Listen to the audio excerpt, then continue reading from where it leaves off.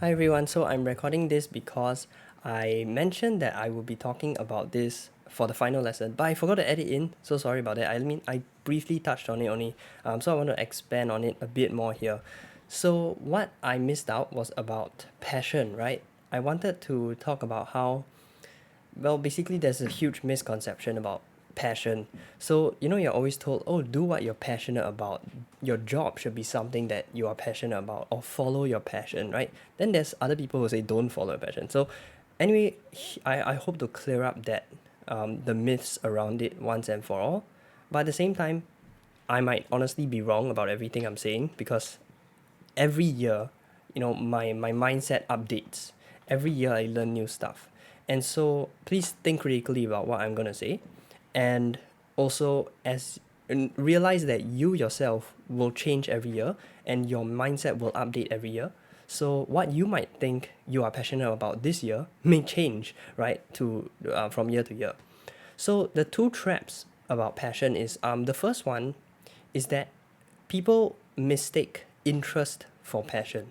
So you can be suddenly interested in something, but that doesn't mean that that should be what you do, right? Like for example, I think I told you guys, right, that I was interested in speed cubing. Speed cubing is solving Rubik's cubes in really quick times.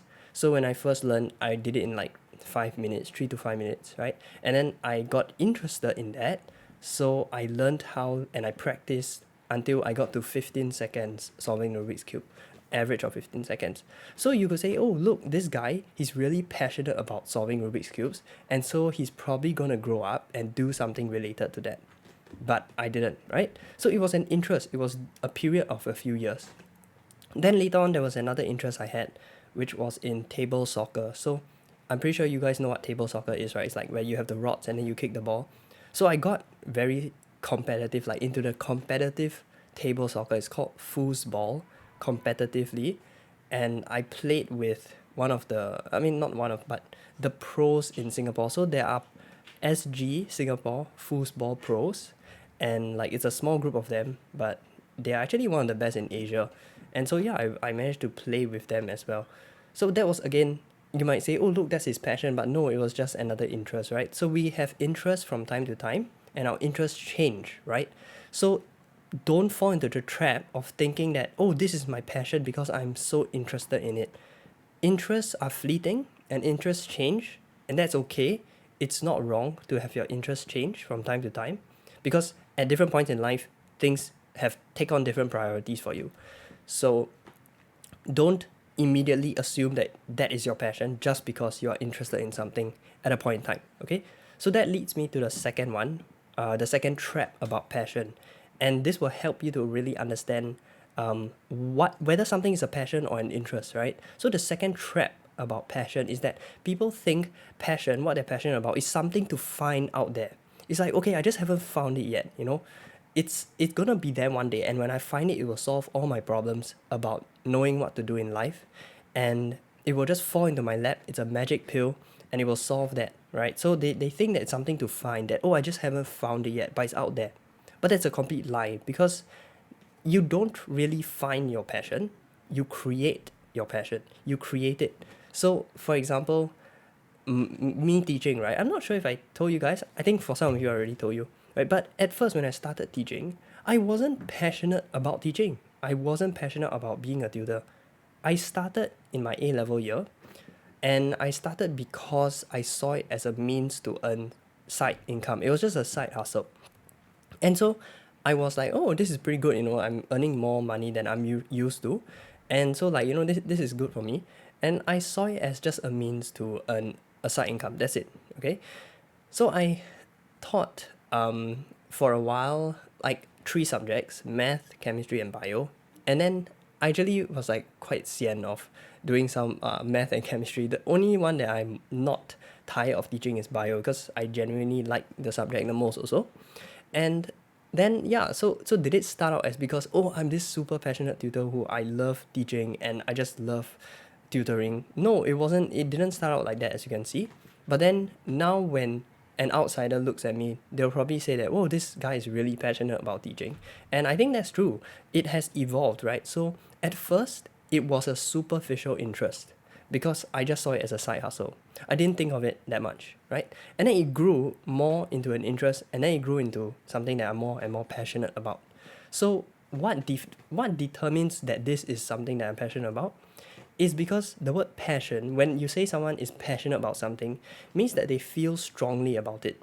So I now feel strongly about what I'm doing, and that's why I look passionate from an outsider's point of view, right? And I feel passionate about what I'm doing because I have strong emotions related to it. Okay, so what's the strong emotion? Because I hate the fact that there are students out there like you who are good students, you want to learn and improve and get good results, but you cannot, and it's not your fault, but because the education that you're getting isn't good enough.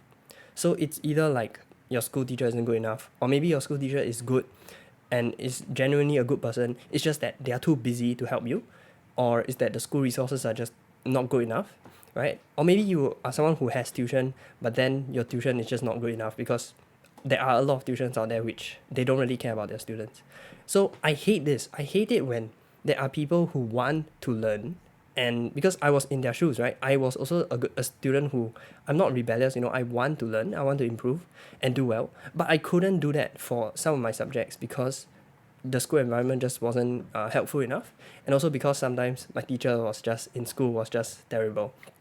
So I felt what it was like, and I hate how unfair that is, right? Because of that, I have strong feelings towards. I mean, now as I'm saying this, you can already feel like how strongly I feel about it, right?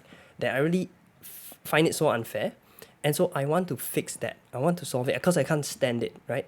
And because I can't stand it, then I feel strongly about it, and so now when I teach, I am passionate about it, about what I'm doing, because I know I'm solving this issue which I feel strongly about. Okay, so that is something, this right now is something that is beyond an interest. Because I'm not just interested about it. Like you could say I'm interested in playing electric guitar because that's one of my hobbies now that I'm learning. But do I feel strongly about it? I wouldn't say so. It's just an interest. But for maybe 5, 10 years later, if I'm still teaching, will I still feel strongly about this? I think yes, because unless the education system magically becomes so much better, which probably won't happen, then I will still feel the same way because there will still be students like you who are out there struggling and they need help, even though they're good students and they want to improve. And I can't stand that. So, what I'm trying to tell you guys by this story, by this example, is that passion is created, right? It's not something that you go find. It's like, oh, I found it. No, it's something that you have to work at and create. And as you get better at something, just like how as I got better at teaching, then I liked it more and more because I realized that my students are benefiting. They're telling me, hey, I learned so much compared to in school. And that makes me feel good that, hey, I'm good at what I'm doing, right? And so that makes me even more interested in what I'm doing. And then when I finally pair that with something that I feel strongly, that I feel passionate about, then it becomes something that is worth pursuing for the long term.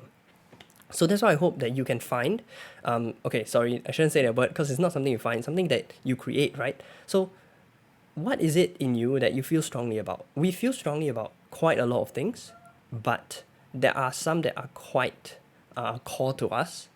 So find those things which you're really annoyed about. Like, for example, another one of mine is that I really hate bad customer service. Like, I feel like, you're paying a business money, right? They're supposed to treat you well, right? I mean, why would you pay someone money and then they treat you rudely or they're not polite or they give you bad attitude, right? I hate that. So that's another thing that I feel strongly about. So that's why for my classes, even though you guys are not full-grown adults yet, but I still treat you as well as I can treat you because you deserve that respect. And yeah, as you can see, this is another way that I'm weaving in something I feel strongly about into what I'm doing. So I think if you can find those things which you feel strongly about, then that gives you huge clues into what you would be passionate about.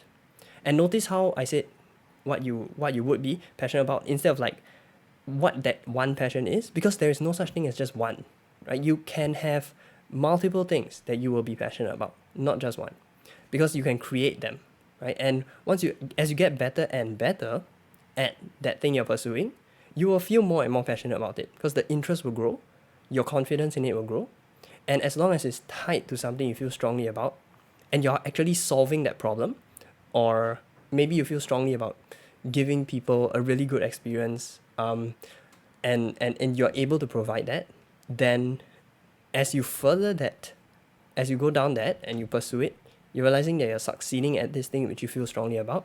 So that will just keep you more and more motivated.